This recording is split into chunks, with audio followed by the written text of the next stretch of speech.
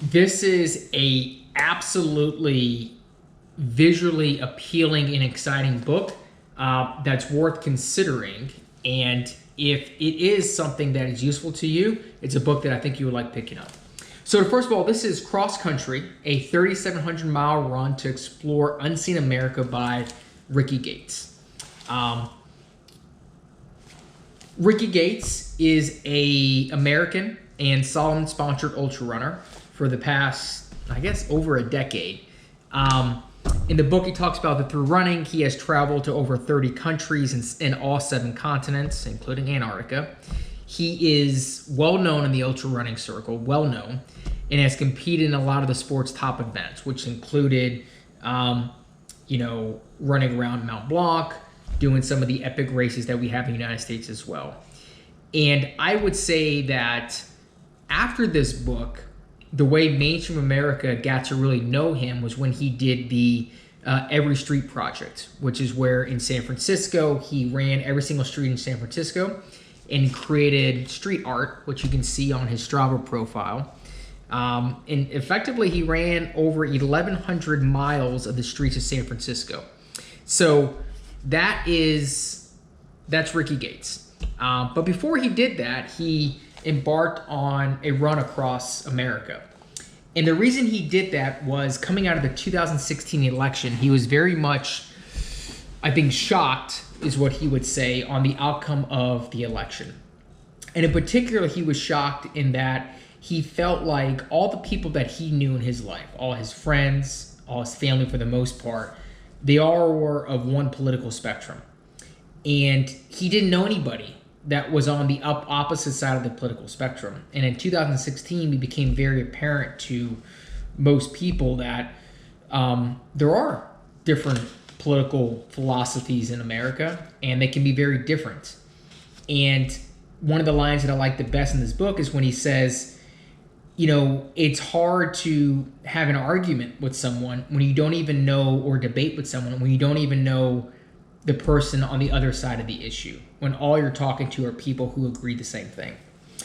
And so he also made the observation that over the course of his career, he had spent more time in Europe as a runner than he had ever spent in the South of South Carolina, Georgia, Arkansas, any of the southern states.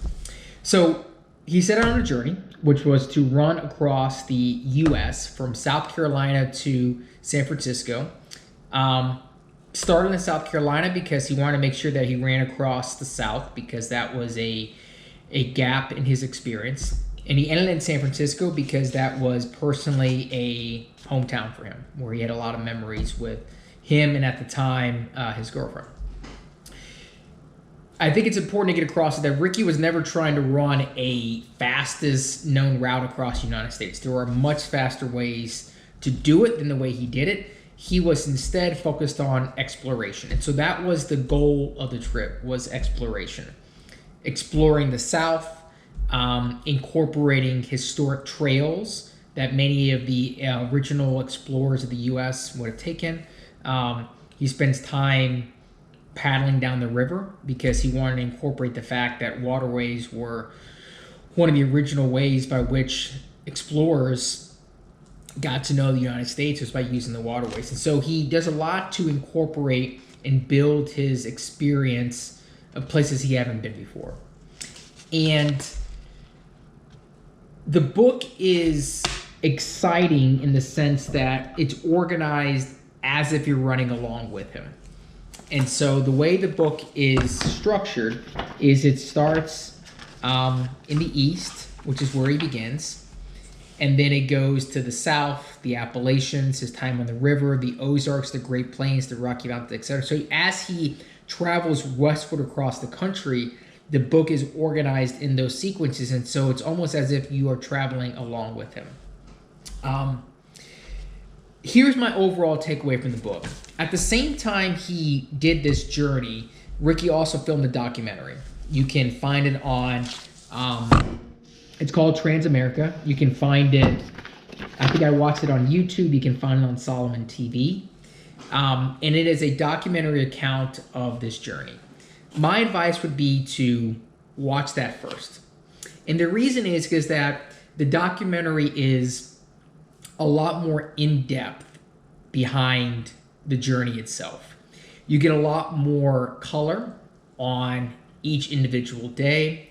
You get a lot more depth into why he started the trip in the first place.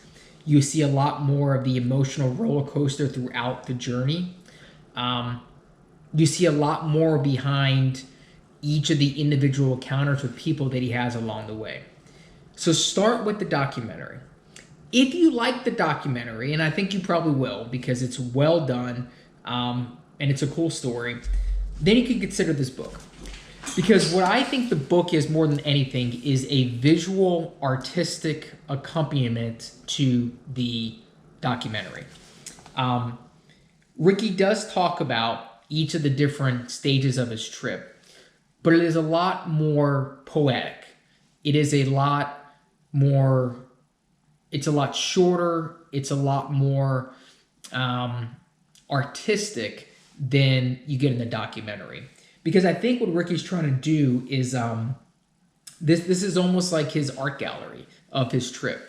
And so what you get in the book are just absolutely gorgeous photos that he took along the way. And you get some text, but you don't get the depth behind the picture that you get in the documentary. Instead, you sort of just get a nice visual description of America as he runs through it. And so the book is, in my opinion, primarily an artistic gallery of his remarkable trip across America with some highlights of the journey. But if you're looking for the depth, if you're looking for the substance, that's going to be found in the documentary. And if you're looking for how the trip looked through Rickey's eyes, through his camera lens, and how they come to life on these beautiful pictures, pick up the book, check it out, flip through it, and I don't think you'll be disappointed. So, Cross Country by Rickey Gates, a well done piece of work, and if you approach it the right way, it's something that I think you guys would appreciate.